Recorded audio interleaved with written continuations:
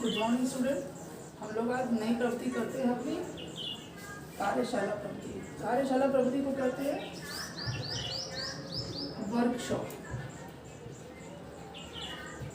Workshop technique. ठीक है, देखिए कार्यशाला कहने का मतलब शाला जैसे प्रयोगशाला। ठीक है, आपकी प्रयोगशाला होती है जहाँ पर आप कुछ प्रयोग करते हैं। कार्यशाला जहाँ पर कुछ कार्य किया जाता है, जैसे वर्कशॉप है ना, जैसे कह लीजिए फैक्ट्रीज। ठीक है, आप लोग कहते हैं फैक्ट्रीज। इसी तरीके से फैक्ट्रीज में क्या होता है, कुछ कार्य ही होता है, कुछ काम होता है, किसी चीज़ का निर्माण होता है, किसी वस्तु का निर्माण होता है। तो वर्कशॉप होती है जहाँ पर कार्य होता है और कार्य भी विभाजित होता है, कई भागों में विभाजित किया जाता है कार्य, उसे कहते हैं कार्यशाला। तो अब हम अगर पढ़ते हैं कि जैसे कि हम बताएगा तो शिक्षा प्रक्रिया के दो पक्ष होते हैं। जो शिक्षा का प्रोसेस होता है वो दो पक्षों में विभाजित किया जाता है। एक होता है उसका सैद्धांतिक पक्ष और दूसरा होता है व्यवहारिक पक्ष। ठीक, सैद्धांतिक पक्षों की बात करें, सिद्धांत मतलब क्या होते हैं, प्रिंसिपल्स। अब अच्छा बताइए, जो प्रिंसिपल्स हमारे होते हैं किसी भी चीज़ के, उसको फॉलो ऑन कराने के लिए हमें कुछ कार्य करवाना पड़ता है, तभी वो सिद्धांत फॉलो होते हैं। या उसका लागू करने से यूँ कह लें कि जो भी हम कार्य करेंगे वो उन्नति की ओर होता है। जो हमारा उद्देश्य है उसकी प्राप्ति हो पाती है। किसके द्वारा, जब हम कोई कार्य सिद्धांतों के आधार पर करते हैं, सैद्धांतिक वे में करते हैं, या यूँ कह लीजिए सिस्टमैटिक वे में करते हैं।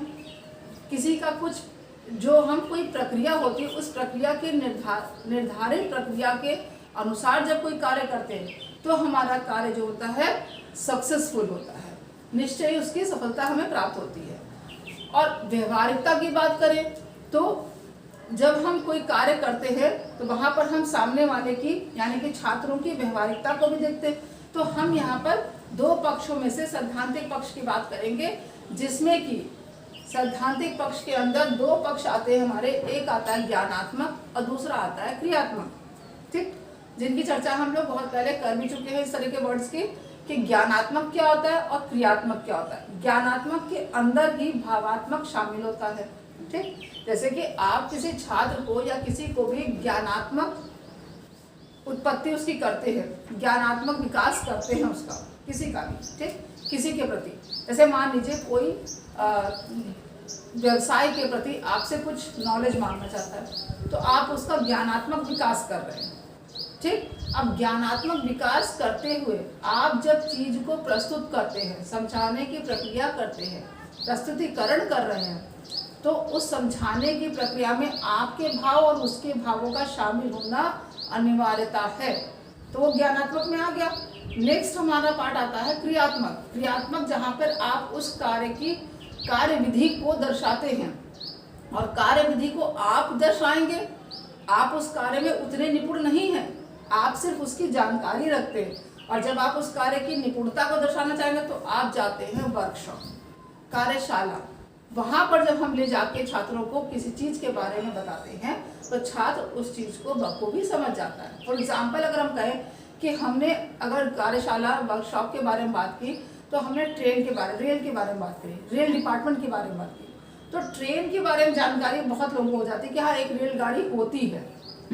ठीक, लेकिन रेलगाड़ी और ट्रेन स्टेशन जो होते हैं उनका प्रोसेस क्या होता है, प्रक्रिया क्या होती है, कि टिकट काउंटर कहाँ पर होता है, टिकट कटते कहाँ पर हैं, वेटिंग रूम किसे कहते हैं, और उसके लोडिंग डिपार्टमेंट होते हैं, जो लगेज डिपार्टमेंट अलग होता है, और कौन कौन से वहाँ पे डिपार्टमेंट होते हैं रेलवे में, उनके बारे में जब अगर हमें जानकारी देनी है तो हम समूह को रेलवे स्टेशन या रेलवे स्टेशन ले जाके वहाँ पर पूरी जानकारी विधिवत देते हैं, और वहाँ पर बैठा व्यक्ति, काउंटर पर बैठा व्यक्ति, वहाँ पर वो जितनी जानकारी देगा वो हम नहीं दे पाते हैं। तो इस तरह से जब पूर्णतः रूप से वर्कशॉप को हम फॉलो करते हैं तो वहाँ पर हम उद्देश्यों की प्राप्ति करवाते हैं। कौन से, ज्ञानात्मक उद्देश्यों की प्राप्ति क्रियात्मक विधि से करवा रहे हैं। ठीक, तो हम इसी को लेते हुए आगे बढ़ते हैं। शिक्षा प्रक्रिया के प्रमुख दो पक्ष माने जाते हैं, एक होता है सैद्धांतिक, एक होता है व्यवहारिक। अनुदेशन पद्धति द्वारा, अनुदेशन क्या होता है, इंस्ट्रक्शन। ठीक, अनुदेशन पद्धति द्वारा सैद्धांतिक पक्ष का विकास किया जाता है। उच्च ज्ञानात्मक तथा क्रियात्मक पक्ष के विकास के लिए प्रशिक्षण दिया जाता है। मतलब बच्चों का, छात्रों का उच्च कोटि में ज्ञानात्मक और क्रियात्मक विकास हो, उनके ये पक्ष, दोनों पक्ष का विकास अच्छे से हो जाए, उसके लिए क्या करते हैं? प्रशिक्षण दिया जाता है। सेवारत शिक्षकों को, जो वहाँ पर टीचर्स अपॉइंटेड है, जो टीचर वहाँ कार्य कर रहे हैं, उनको नवीन प्रकार की परीक्षाओं की रचना, अनुदेशन के निर्माण, नवीन प्रकार की पाठ्य योजनाओं की रचना, इन सब के बारे में भी बताया जाता है। इन सब के बारे में भी प्रयोगशालाएं या कि वर्कशॉप लगवाई, कार्यशाला लगाई जाती है। जैसे कि टीचर वहाँ पर आते हैं, काम करते हैं, लेकिन हमारा क्या फर्ज बनता है कि हम अपना स्कूल बहुत अच्छा चले, अपडेट रहे, हर मामले में कोई मिस्टेक ना होने पाए। तो हम हर एक चीज़ के पहले हम एक प्रयोगशाला या कार्यशाला वर्कशॉप लगवाते हैं, जहाँ पर हम टीचरों को ये बताते हैं कि हम किस प्रकार से पूरे साल में कितनी परीक्षाएं कराते हैं और ये परीक्षा कितने मार्क्स की होती है, वो परीक्षा कितने मार्क्स की होती है, उसके बाद वाली कितने मार्क्स की होती है, जो इतने मार्क्स की होती है उसको किस तरीके से कंडक्ट करते हैं, उसमें कितने प्रश्न कैसे होते हैं, कितने प्रश्न कैसे होते हैं, हर कक्षा के अकॉर्डिंग हम प्रश्नों का निर्माण किस प्रकार से करते हैं।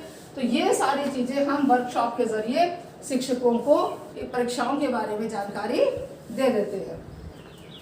आगे बढ़े अगर, तो अध्यापक शिक्षा में नवीन पाठ्य योजना के प्रयोग हेतु किया जाता है। अध्यापक शिक्षा में नवीन पाठ्य योजना कि जो अध्यापक आए हैं उनका प्रशिक्षण बहुत अच्छा रहे, क्लास में कक्षा का रिस्पांस अच्छा जाए, तो उसके लिए हम क्या करते हैं, पहले वहाँ पर बैठे हम शिक्षकों को ट्रेंड करते हैं।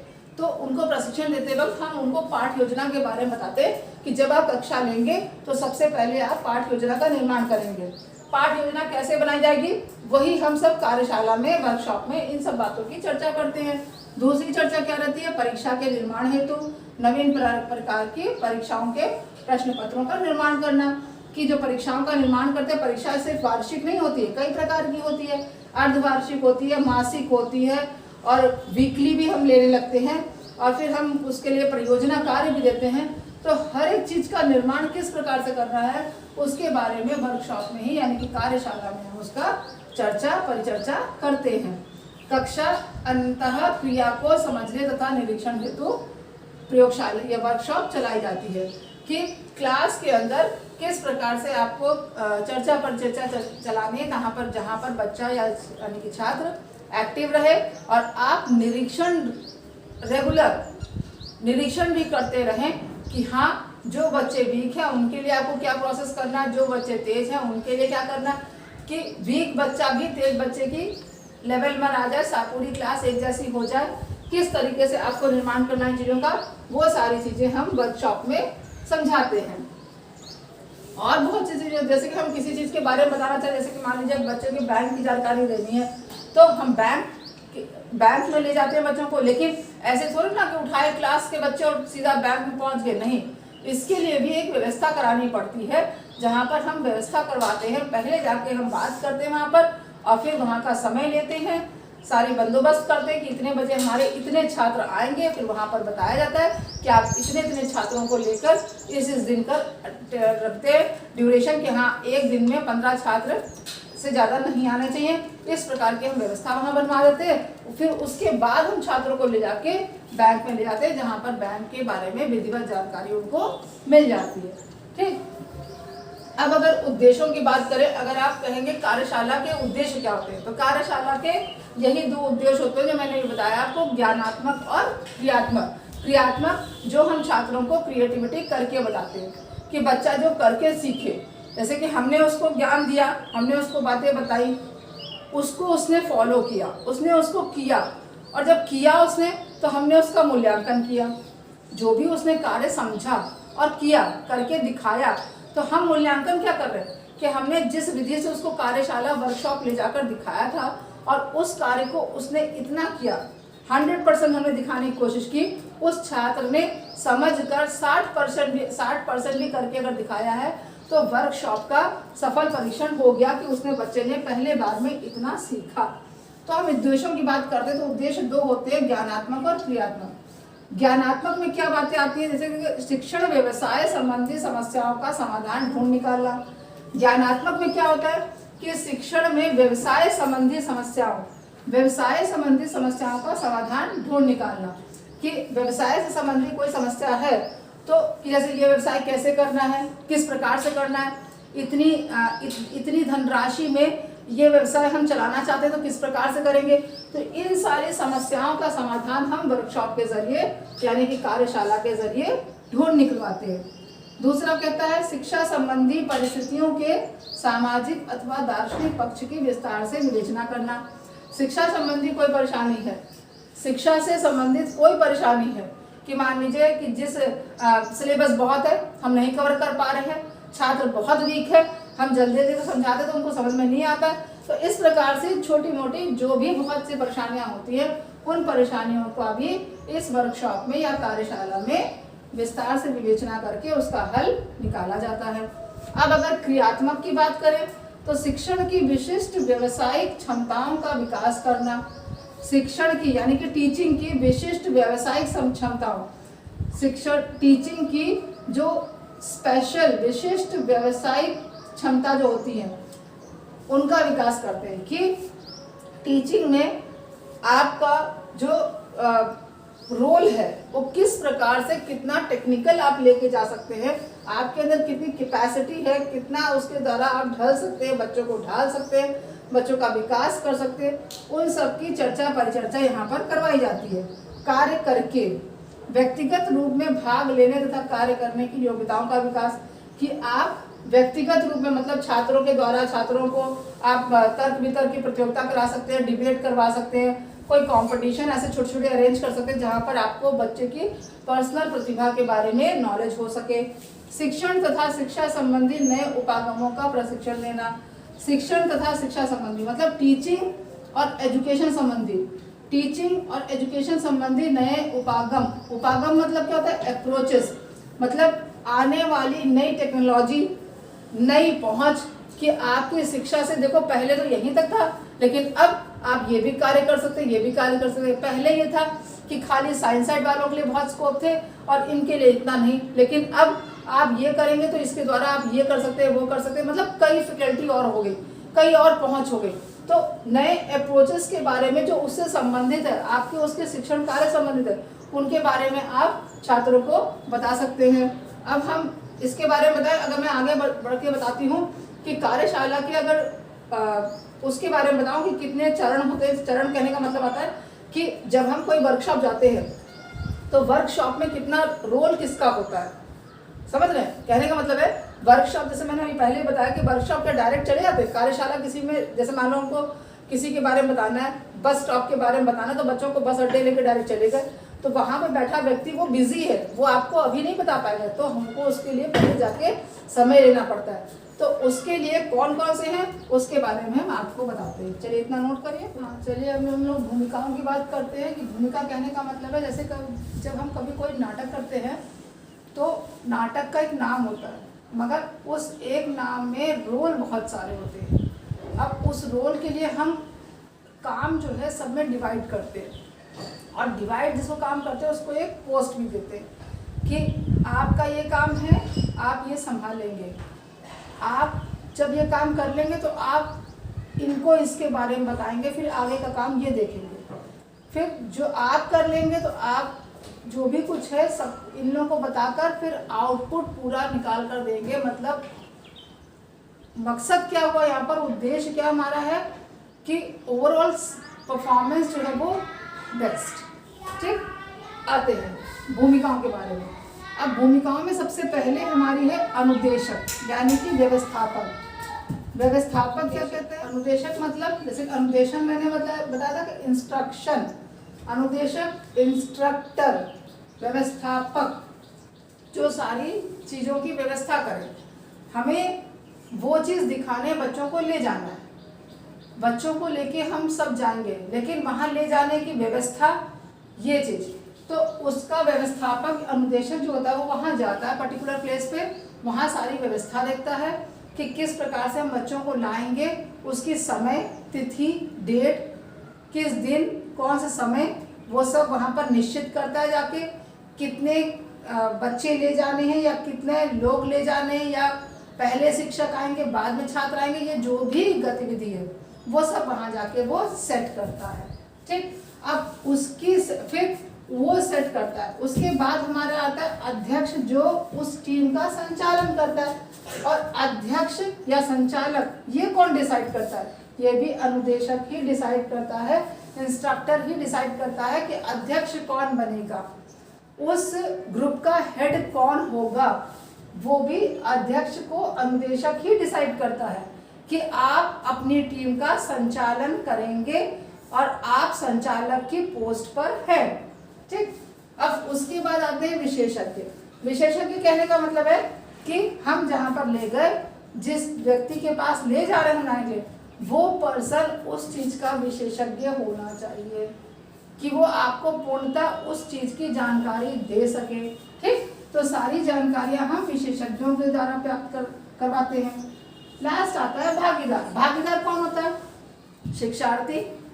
शिक्षार्थी तो भागीदार हो रहा है उसमें, जो भी उन बातों को समझ रहा है, सीख रहा है, ट्रेनीज जिसे कहते हैं, वो शिक्षार्थी यहाँ पर वो भागीदारी की गिनती में आएगा। और उसके बाद जब भागीदारी होती है तो इसके थ्रू मतलब ये भूमिकाएं बांधी गई है। जैसे बोले कार्यशाला की भूमिका क्या होती है, वर्कशॉप की भूमिका क्या होती है, रोल क्या होता है, तो रोल ये होते, अनुदेशक का रोल होता है। अनुदेशक डिसाइड करता है हेड को यानी कि अध्यक्ष को, और अध्यक्ष जो होता है वो विशेषज्ञों के पास ले जाता है और विशेषज्ञों के द्वारा सूचनाएं बच्चों को प्राप्त कराता है, उनका ज्ञानात्मक विकास करवाता है। और उसके बाद उसमें भागीदार कौन होता है? जो स्टूडेंट्स होते हैं वो भागीदार की कैटेगरी में आते हैं। अब अगर हम बात करते हैं कि कितने पायदानों में कितने उसमें पेश करते हैं कार्यशाला को, देखिए सबसे पहला होता है प्रकरण संबंधी प्रस्तुतिकरण एवं स्पष्टीकरण, कि जो आपका टॉपिक है, जिस टॉपिक को आप समझाने जा रहे हैं उसका प्रस्तुतिकरण A1 होना चाहिए। और प्रस्तुतिकरण यानी कि प्रेजेंटेशन करते वक्त जो भी आप स्पष्ट करना चाहते हैं, सारी बातों को एक एक स्टेप बाय स्टेप आपको स्पष्ट करना होगा, समझाना होता है। नेक्स्ट अगर हम आए दूसरे अध्याय पर आते हैं, तो दूसरे स्टेप पर आते हैं तो उपागम का प्रयोग करने का अभ्यास कराना, न्यू अप्रोचेस को यूज कराना सिखाइए बच्चों को। ये नहीं कि जो 10 साल पहले बात बताई गई है उसी प्रोसेस को आप पढ़ाइए, नहीं, जब आप कर रहे हैं 10 साल बाद तो उस समय के अनुसार न्यू अप्रोचेस जो आ गए हैं उनके द्वारा आप अपनी चीजों को, उस कार्य को करवा सकते हैं। लास्ट आता है हमारा कि जो भी सब चीजें तैयार की गई हैं उनकी जांच करिए और उनका इवैल्यूएशन यानी कि मूल्यांकन करिए कि जिस हद तक हमने बताया था उसमें से कितना % बच्चों का विकास हुआ या बच्चों को कितना स्मृति स्तर में प्राप्त हुआ है, उसका मूल्यांकन शिक्षक करता है। ठीक, ये हमारी कार्यशाला प्रविधि हो गई। अब हम दूसरी प्रविधि की तरफ बढ़ते हैं जो कि है वाद विवाद। वाद विवाद जो है छोटा टॉपिक है थोड़ा सा। वाद विवाद क्या होता है? डिबेट से आप रूबरू होंगे कि स्कूलों में विद्यालयों में ये होता रहता है। ठीक है, वाद विवाद जैसे कि बच्चों को नवीन ज्ञान की उपलब्धि कराता है, बच्चों का नवीन ज्ञान करवाता है, बच्चों के अंदर बोलने की क्षमता विकसित करता है, बच्चों के अंदर जिज्ञासा विकसित करता है कि मैंने ये पॉइंट बोला है, सामने वाला देखें क्या पॉइंट बोलता है। सामने वाला जब बोलता है तो उसका भी तोड़ हम निकालते हैं। तो इस प्रकार से बच्चों का विकास होता है। ठीक, यह प्रविधि छात्रों को स्वतंत्र, स्वाभाविक और सक्रिय रूप से कार्य करने के लिए प्रेरित करती है। स्वतंत्र बिल्कुल फ्री होके आप बोल सकते हैं, स्वाभाविक और सक्रिय रूप से बिल्कुल अलर्ट होके। ये नहीं कि पॉइंट हमने रटे हुए, नहीं, सामने वाला क्या बोलेगा ये हमको नहीं मालूम है ना, सामने वाले ने बोला उसका तोड़ हमने निकाला और फिर हमने प्रेजेंट किया, तो वो चीजें आती हैं। विचारों का आदान प्रदान होता है, हमने हमारे विचार उसने सुने, उसके विचार हमने सुने, आपस में आदान प्रदान हो रहा है। ठीक, अब अगर हम जैसे कि बोले कि वाद विवाद जो प्रविधि होती है इसके प्रकार कितने होते हैं, तो औपचारिक, अनौपचारिक। ठीक, औपचारिक क्या हुआ? जो फॉर्मल वे में नियमों के साथ हम कर रहे हैं। अनौपचारिक जो हम नियमों से बिल्कुल फ्री, बच्चा बिल्कुल फ्री है, कोई नियम बाउंडेशन नहीं कि आप इस लिमिट तक बोलेंगे या आप इस तरह के पॉइंट नहीं बोलेंगे, आप धार्मिक पॉइंट नहीं कोई क्रिएट करेंगे, तो वो फ्री। ठीक है, तो यहाँ पर नियमों का पालन करना औपचारिक। संचालन जो है चयनित अध्यक्ष द्वारा होता है। कि यहाँ पर जो होता है अध्यक्ष के द्वारा संचालन होता है, एक हेड होता है, वो जैसा बताता है वैसा कार्यक्रम करना पड़ता है। अनौपचारिक में छात्र स्वतंत्र होता है, शिक्षक स्वतंत्र होता है, छात्र स्वतंत्रता पूर्वक अपना जो भी करना चाहे प्रेजेंटेशन प्रस्तुतिकरण वो उस प्रकार से करता है। सिर्फ उसका उद्देश्य होता है कि उच्चतम उद्देश्यों को प्राप्त करना, ठीक। लेकिन नियमों का बंधन नहीं होता है, फाउंडेशन नहीं होती है कोई भी, क्या इतने नियम में रह के कार्य करना है या इतने छात्रों की संख्या ही होनी चाहिए आपके उसमें ग्रुप में, वाद विवाद में, प्रतियोगिता में, तो इस तरह से कई बातें होती हैं। तो ये वाद विवाद प्रवृत्ति है। आज हमने कवर की कार्यशाला प्रवृत्ति। कार्यशाला प्रवृत्ति के पॉइंट्स आप लोगों को क्लियर हो गए होंगे। अब हम नेक्स्ट वीडियो में अगली प्रवृत्ति लेके आएंगे। Please like share and subscribe करते रहिए। मैं हर वीडियो में आपसे कहती हूँ, बट सब्सक्राइबर आप लोग नहीं बढ़ा रहे हैं। चलिए कोई बात नहीं, थैंक्स फॉर वॉचिंग।